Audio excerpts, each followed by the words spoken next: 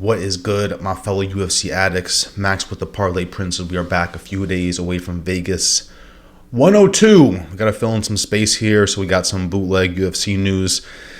Eric Nicksick, Sean Strickland's coach, went on Ariel Halwani's show, so we're going to break that down. I found all the best parts. We're going to break it up, talk about it. Guys, like, subscribe, comment. If you haven't subbed already, turn notifications on, all that good stuff. Let's dive in. It's going to be, I'm not going to shit over Sean Strickland's video. If you want to see a guy with tits shit over Sean Strickland, check out MMA Joey's page. We'll start it up, guys. I got to use my phone, too. I tried to send everything to my computer. That did not work. It did not come in order. So we're using the phone today. We're from the future.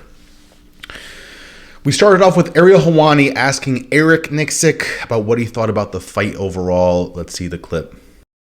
What do you make of what happened on Saturday night or Sunday in Sydney? What do you make of your guys' performance in the fight now a couple of days later? Oh, it was just uninspired fighting. Before we start, too, I have to acknowledge this guy's Wi-Fi is horrendous. Like, if you thought UFC 5 Wi-Fi was bad, this guy has images. Like, it's just straight up pictures the entire time, and he takes like 7 seconds to respond. So bear with us here. Uninspired fighting to me. It just seemed like he was sleepwalking, you know?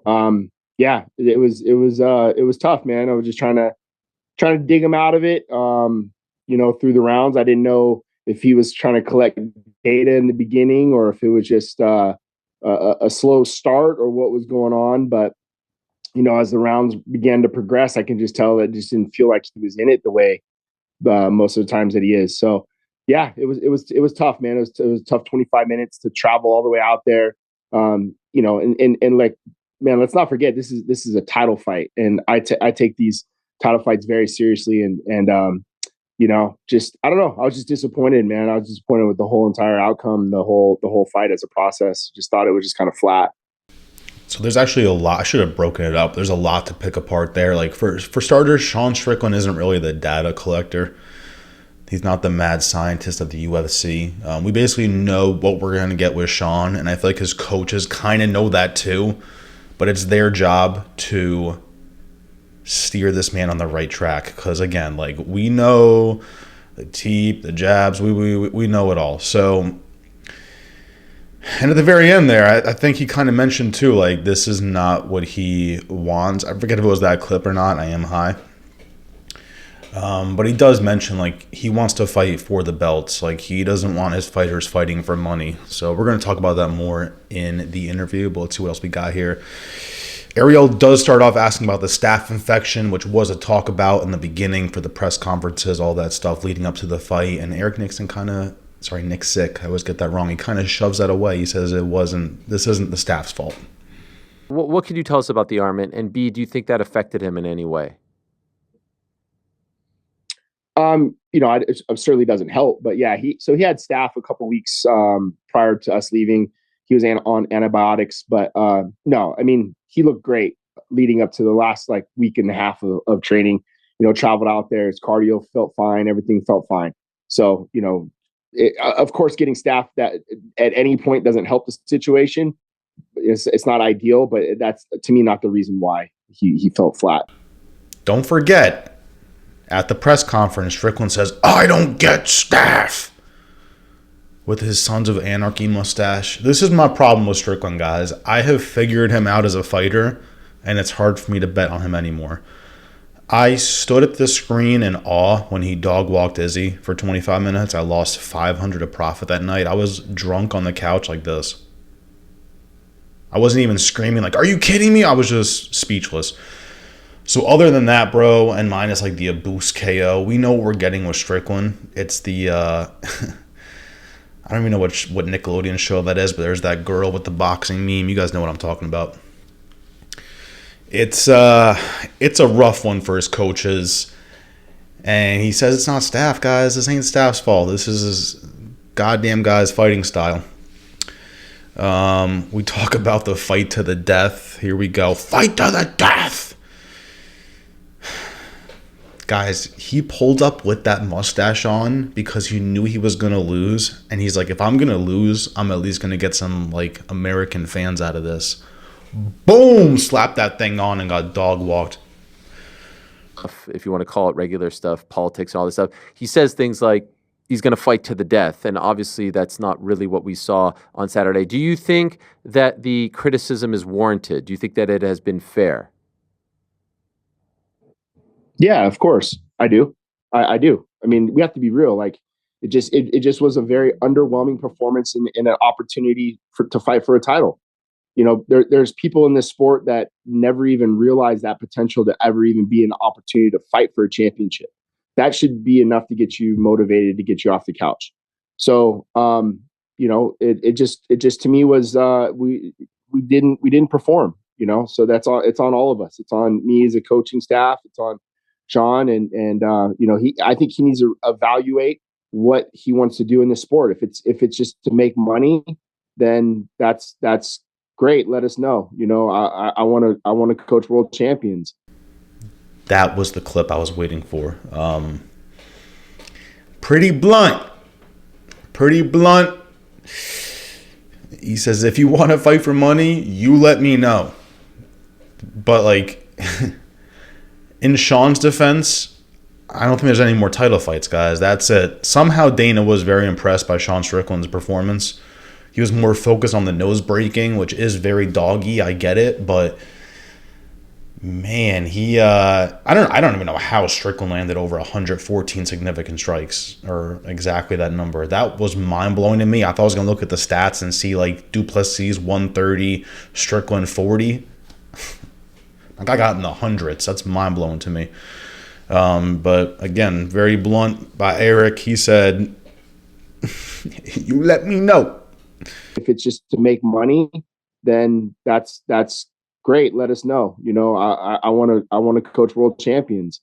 So my motivations are different, you know, so I think that, you know, just to kind of show up and do that and, you know, not really back it up, just to me was just kind of uninspiring. I figured out Sean Strickland. It's very sad too, because if you look at him with Nina Drama, he loves that she. He loves it. He loves that way more than anything else. He acts like he hates the camera. He's just a shot country boy. Like, no, this guy is so happy to be in front of the camera. Like I've said before, guys, I hate this. I hate doing this. But I do it. I love the sport. I'm going to do this. I'm going to watch all the stuff anyways. I might as well cover it. Man, Strickland loves that stuff, bro. So it's to just talk that much and then show up like that is insane. Like if you know there's a possibility you're going to show up like that, just talk a little bit less. It's that simple. We talked about what was going on in the corner in between rounds. We all kind of saw it. Eric was like, yo, bro, let's get in there. He wasn't really giving him specific directions, but he's like, hey, just throw anything. Just do anything. See your frustration. You could hear your frustration building. They kept going back to you in the corner, and you're being brutally honest. You're telling him it's too predictable. You got to go. You got to get a finish.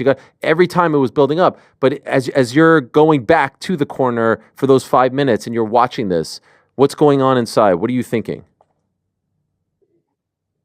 Just he's kind of checked out. That's kind of what I'm thinking. It's like, you know, you're grasping at straws at that point. You're just trying to get him to do something. And like, you know, like my dad used to always say in football, is like, you got to get something, get the band playing, right? Get the crowd and get motivated, get the momentum on your side again, you know? So I'm asking for anything. You like the hand gestures? I'm trying to like mimic what he's saying for you guys. Yeah, I do anything is pretty vague, but it literally came to that point where it's like, bro, do anything. I didn't care. I had DDP points. I had DDP over 3.5. I somehow profited $100 that night. If you guys know me, you know I do low risk, high reward. If I profit 100, I'm happy. We saw what's going on in the corner. Let's go to the next clip here. Let's see. Yeah, it is wild how he just says do anything, and then next we're going to talk about how he says the jab and the teep just aren't enough anymore. You know, the jab and the teep are going to win the fight. You know, it's like if you have a predictable offense, and you run this slow paced offense in football and you get down by 30, you don't have the ability to come back and win those games, right? Like, It's actually funny because he just predicted the Super Bowl. It's like, if you go down by 30, you're not going to win this. What was it, like 24-0? Savage. you just don't have the ability to come back and win those types of games. So you have to take risks. You have to make something creative happen, and just jabbing and teeping your way to a comeback win wasn't there. So it's like, dude, find a same side head kick, throw some knees up the middle, so throw something different that's not predictable to what Dricus has seen for the last 9 rounds. So we have to mix it up. It's crazy how he added like the 9 rounds because they fought 10 rounds before, so just DDP has figured this man out. After the 7th round, technically, he's like, bro, I figured this guy out. I think he talks about it too. I don't know if I put the clip in there, but he's like, DDP is just not scared of this guy's power. He knows it's just like, he does talk about it, so I'll save it for that, but DDP knows what's up, and I was very, very impressed with DDP's performance. I know some people weren't, but I loved, like, everyone is like, oh, you didn't get him out of there when he broke, like, bro, stop. I was scared, going back to the data collecting thing, I was scared going into, like, round 4 or 5 that Strickland wasn't going to be as gassed as DDP, and he was just going to turn up, but thank God he did not do that. Now he won some money. Next clip. Let's see what we got. No, I felt like that's a typical Sean corner. Usually, like, he's just kind of hard to like address. Like he's just kind of moves around, doesn't make a lot of eye contact. So there's times where I'm like grabbing him, like, "Hey, man, look at me." But that's typical Sean. That was just them talking about Sean in the corner. Some people thought he was getting pissed at Eric, but Eric just kind of throws that away. He goes, "Nah, this is what I deal with all the time."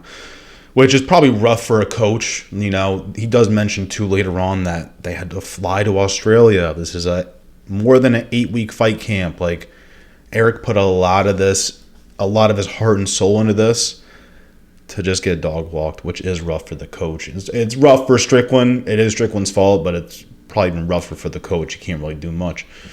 We got a good question by Ariel for once. Did Dricus' game plan win the fight, or did Sean's lack of offense lose him the fight? Let's see what they say. Okay, did that fight turn out that way because of what Dricus brought to the table, or because of what Sean didn't bring to the table? Like, what was it? And I know there's no perfect answer here, but from your perspective, did that result happen because Sean didn't bring it, or because Dricus is such a tricky puzzle that Sean couldn't figure out how to bring it? I'd say a little bit of both. These long pauses drive me insane. You think it's frozen, you're like, and then he finally answers. I'd say a little bit of both. I think once Dricus realized, probably maybe in the first fight, that he didn't necessarily respect Sean's power. It just was accumulation of volume.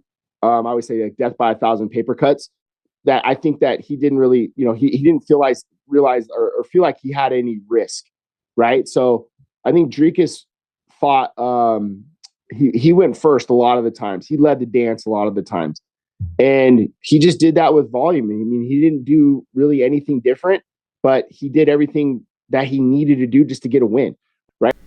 Yeah, it's I don't think Strickland had much offense. It said it landed over 100 significant strikes. I don't know where I saw that happen, but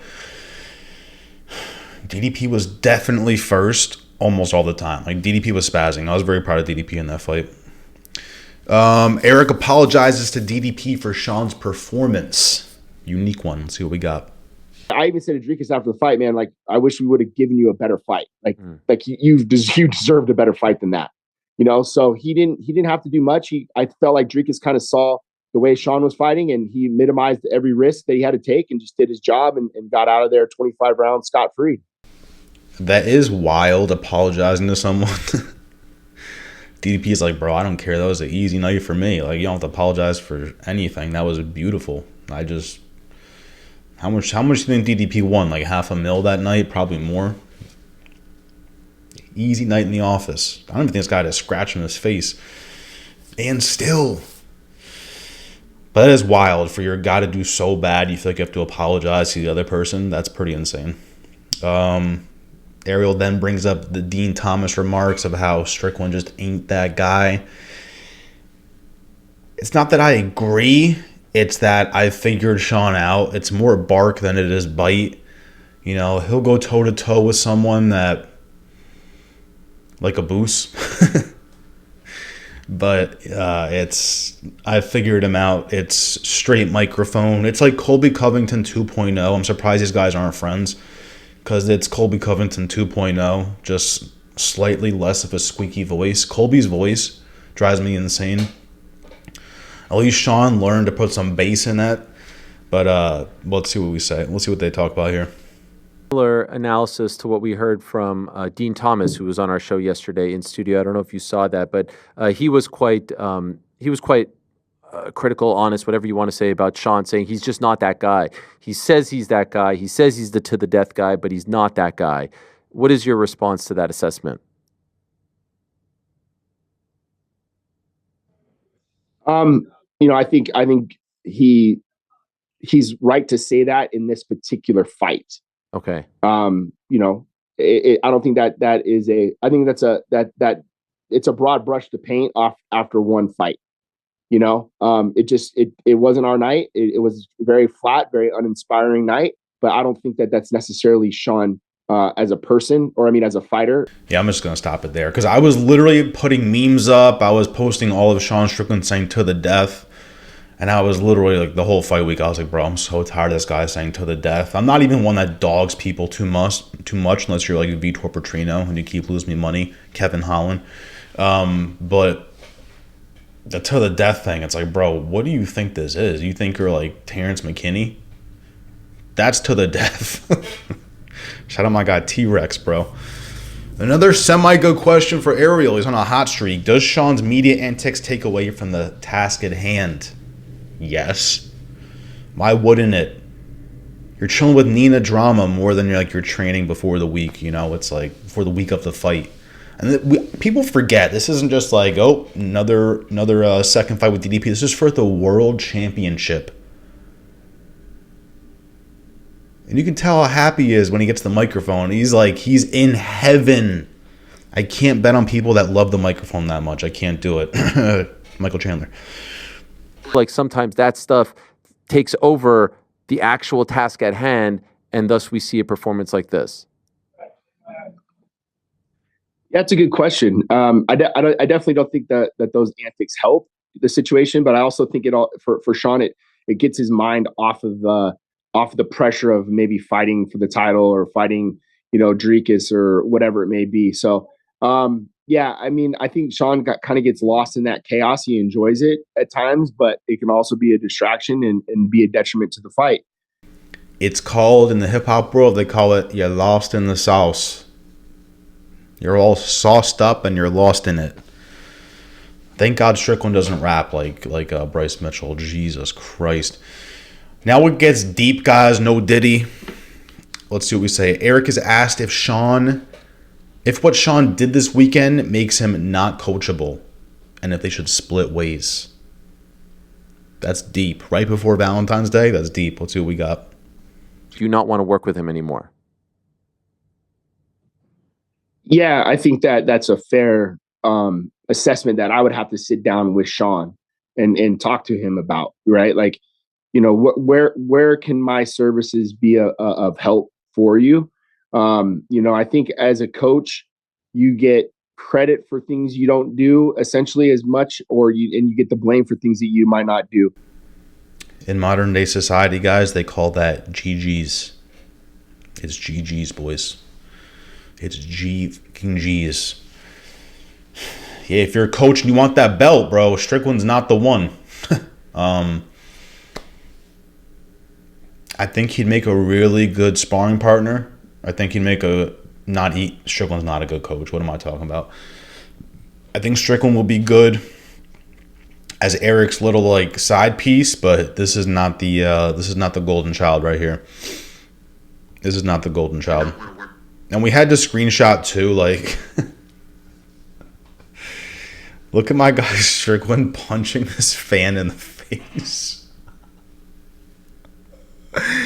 You zoom in, that guy's face is dunzo. Nah, that's insane, bro. These are the antics they're talking about. Let's see what else we got. Eric basically finished that last part before I cut it off. He basically finished that last part by saying he doesn't want to train fighters who are fighting for money, like we said before. He wants the belts. He wants that gold medal. Let's see what else we got. Have you had that conversation with him yet?